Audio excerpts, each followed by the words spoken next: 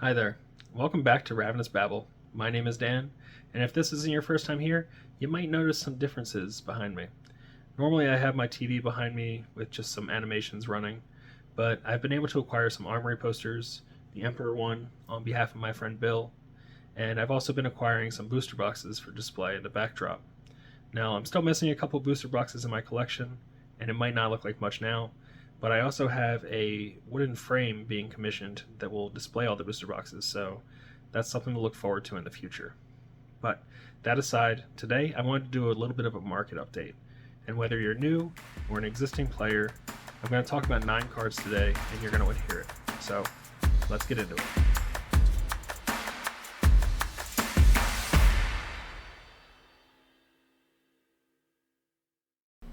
Alright, so first and foremost, I'm not a financial advisor. This is not financial advice. Please do not take it as such. This is just something I have an interest in. I like looking at the secondary markets for card games, and I've noticed a few things going on with these specific 9 cards in Flesh and Blood, and I want to bring it to the attention of the players out there. So, let's get down to it. First, we're going to be talking about Fyendal Spring Tunic.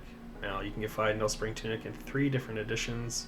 I won't be talking about any of the promos or the fabled versions of these cards. We're going to talk about the ones that a normal player is going to purchase to play the game. So first off, we have Welcome to Wraith, Fyendal Spring Tunic. This is going to cost you about $285 right now. Now this is up from about 170 that it was at 3 months ago-ish, 160, 170. I bought my second one for 160, so that's the last price point I have knowledge of, but it has been steadily going up. It has gone up a lot in these last few weeks. Looking at the Tunic, same thing. Look at this increase. Like I said, from like around about 3 months ago. It's around when I bought mine for about 160, going all the way up. And I don't think that this is a buyout. I know there's been some talk that people think this is a buyout on a lot of these cards. I don't think it is. I think this is ProQuest season coming up, and these cards being in a lot of decks, and also new players starting to, come into the game. So the Tunic's going to cost you about 180. If this one sells, it's going to start going for 300. Fyendal Spring Tunic from HP1, about 243, 250, and then back up to 285. So I would venture a guess that the new standard price at the moment for a Spring Tunic is about 285. That's what you should be gauging your purchases on. If you can find one for a lot less, like this one for 240, if you really want to get into the game, if you want to get a Spring Tunic and don't have a good substitution like the Blossom of Spring, then that's what you're going to be paying. Crown of Providence is the next card I want to get into. This card in Rainbow Foil had been hovering at around, it would vary between 120 and 150 for a while. It seems to have been trickling up over the last few months. And the other day I noticed that there were no rainbow foils in stock on TCG Player. There was only these cold foil listings. So the cheapest price was 300 at that time. So now whoever lists their rainbow foils has complete reign over the market in terms of what they want to list it for. And we're looking at 270 right now. I would not buy a Crown of Providence at 270. A Tunic at 240 is a different story. A Crown at 270 is a lot. That's way over what they've been selling for. I probably wouldn't buy a Crown of Providence for over 260 if I was really trying to get it right now. And if you look around, talk to some people, check some online marketplaces, you might be able to find one for 260 right now. Otherwise, I think I would just wait for the market to resupply. Art of War, we're going to get into our big 3 now. Art of War, Command and Conquer, and Enlightened Strike. So Art of War, you're looking at around about $60 per card. 62 here for the Arcane Rising, and HP1 I believe is a pretty solid 61, 62. So $60 to $62 per card right now. If you can find it a little cheaper than that, I'd say it's a deal. Art of War's been at 60 for a little while now. Depending on the results of ProQuest, if Fi does good, it's going to go up. So if you have your eyes on Art of War, maybe consider snatching them up at that price. Command and Conquer. All right. This has been a kind of point of contention recently. So Command & Conquer got a fabled reprint in Dynasty. That did not help the price. A lot of people were speculating that Command & Conquer would get a straight-up reprint in Dynasty, while I was more of the opinion that it would get a a Marvel reprint. And I wasn't too far off with the fact that it got a fabled, but there's even less than had there been a Marvel reprint exclusively. So, while it dipped down to around $65 pre-Dynasty, it has now been pretty steadily hovering around $100 for either copy, really. We've got the one here for 101, and then we quickly get up into the one teens. That's a lot. Considering it's a staple card, there's not many of these HP ones in there, but they're a little bit cheaper. If white border doesn't bother you for any of these, by the way, I would definitely suggest you get in on white border cards. They're a little bit cheaper because some people find them to be a little gross. Take advantage of that. Send your opponents on tilt by playing white border. Strategy. Alright, Command & Conquer, would I buy in right now? Depends.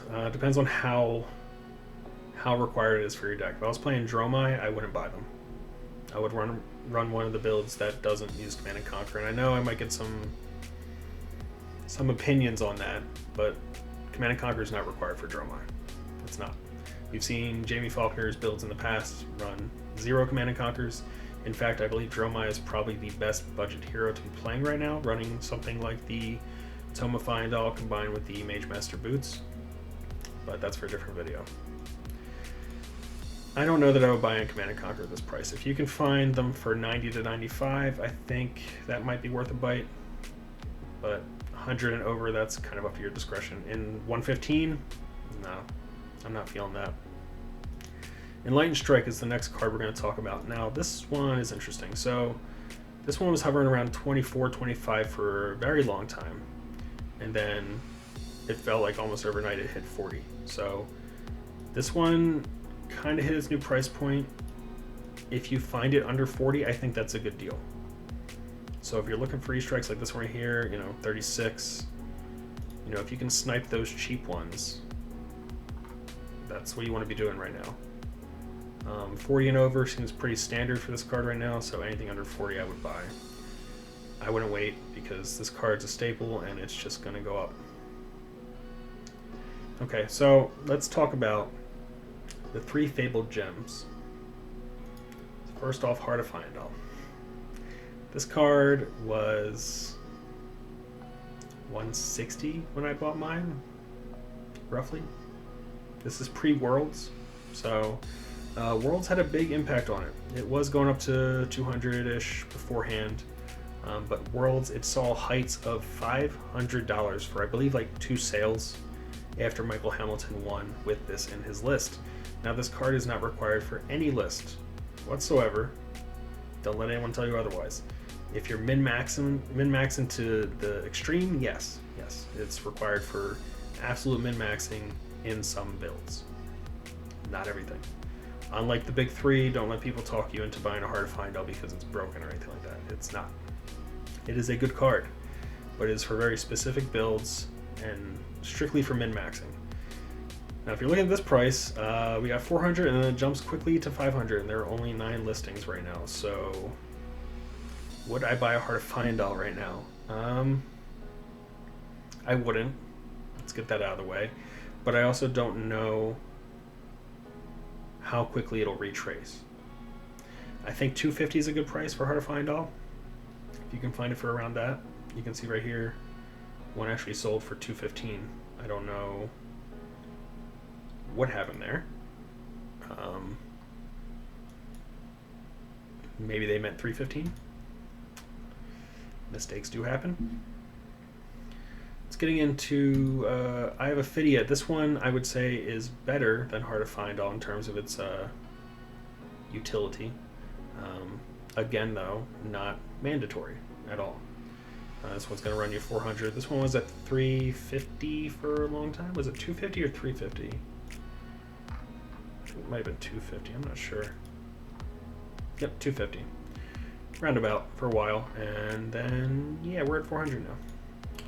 I wouldn't spend more than 350, I think, for a Heart or Eye of Ophidia. I don't even know if I would be willing to spend 300, but don't spend more than 350. That's a lot for a card that you don't need. Arknight Shard. Now, I am a Runeblade stan through and through. 350 is a lot. Yeah, I got mine for I believe 230, roughly. Not many in the marketplace right now. It goes very quickly to cold foils. So we're looking here.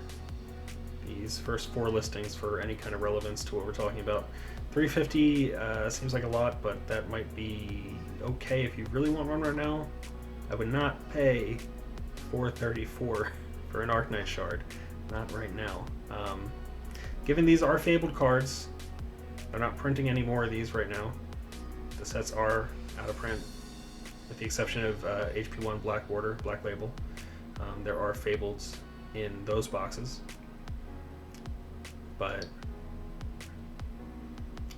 even in Viserai right now, it's a good card, but this is a very aggro heavy meta. I don't think you're going to be bringing it in that often, because inevitably you will draw your 4-card hand and this will be one of the 4 cards and you will be at 1 life and you will die. So these Fable cards are pretty much on a player to player basis right now, like whether you want to play them or not. But yeah, if you really want to get one, go ahead. But I don't know that I would buy one for 350. I would probably stick to 250, 275 if possible. Again, go on some online marketplaces, see if you can haggle with some people, get some deals, because they are out there. People just aren't willing to look. And the last card I want to talk about today is Surgical Extraction. This card. This has been a thing since its release not too long ago. There was a lot of speculation that this card was short printed. I don't think we ever got an answer on that. The theory was that since it is a Blue Majestic assassin card, that it may have gotten swapped with something like Regicide during printing. Regicide's legendary, so we wouldn't need as many of those, whereas Surgical Extraction is something that players are going to want 3 of. So if they did get swapped and people were pulling more Regicides than Surgical Extractions, that would explain the price. I'm not sure if this is because of short printing or buyouts when the card was released, but it was maintaining a $40 to $45 price tag for a while, then a pretty steady $40 price tag, and I believe I was able to buy mine for $30, which was a deal, and that was 2 days before the next increase. If you are lagging behind, I won't spoil the actual card, but there was a card spoiled from Outsiders, and it's an Assassin card. So, Assassin is in Outsiders, and that made Surgical Extraction go through the roof yet again. It is currently sitting at $60, and I don't know that it's going to budge anytime soon. I think it might drop to $55 soon, maybe $50, but I don't think I would expect this card to drop below $50 before Outsiders is released, or at least before we get a better idea of what Assassin's going to play like in Outsiders. So, yeah, that's it. Surgical Extraction, would I buy them now if you plan on playing Assassin in Outsiders? I think I would try to trade for them. I don't think I would buy them, not at 60. If they retrace and they hit 45 again, or 40, I think I would pull the trigger. I know I was looking at 40 and 45 previous to the prior to the spoiler card, thinking that was a lot, and being pretty happy with my 30, but I was like, I could have got it for 25 if I waited long enough. I'm pretty happy I got it for 30, all things considered. So if you plan on playing Assassin, try to find them for 45 or less. Don't buy in at 60. But that's it. These are the cards that I wanted to go over today. I don't know. These prices are crazy. Do another once over on them. Find Allspring Tunic if you need it to play with, which I think there's a lot of alternatives right now. If you're playing Fi Blossom of Spring is an alternative. Flamescale Furnace is an alternative. Now, given Flamescale Furnace has gone up a little bit as well, but not nearly as much as this has gone up. There's alternatives out there. I don't know that I would buy in on this unless I could find one for 210 or less, I think. Crown of Providence, kind of same deal. There are mostly alternatives. I think Arcanite Skullcap is slept on right now. I haven't tested it against Phi, and it does work. It's a good substitution. There are some in-class substitutions that'll work. I don't know that I would buy a Crown of Providence for any more than, considering ProQuest season right now, any more than 170. It seems like a lot. Art of War, 60 is pretty standard right now. If you can get it for less, I think 50 to 55 is a good price range. Command and Conquer, ranging from about 100 to 115. If you can get them for 95 or less each, seems not bad. Enlightened Strike, 40 is the standard right now. If you can get them for 35, great. I think that's an instant buy right there. The 3 Fabled cards, I wouldn't touch these right now. I know that might be a risky thing to say because there aren't any more coming out, but that's up to you. If you think they're going to go up and you want to get them at this price, go for it. But they're not required, so I think I would stay away from these right now. And Surgical Extraction, like I said, if you are looking to play Assassin and you want to get prepared ahead of time before even more hype hits this card, if you can find them for 45, I would snap buy them. And that's my opinion on that. But yeah, that's it for today. Tell me what you think about this, about the secondary market where we're at right now. Are you a new player? Are you intimidated by the prices and don't really know what to do? There are substitutions out there, so if you want to talk about it, hit me up in the comments below, hit me up on Twitter. I'll be more than happy to give you some advice. Are you an experienced player? Are you watching your collection go to the moon? How do you feel about it? Are you making some moves, selling some cards right now, taking advantage of the market? Let me know. Talk to me. But yeah, that's it. So until next time, stay safe, keep playing great games. I'll catch you on the next one. See ya.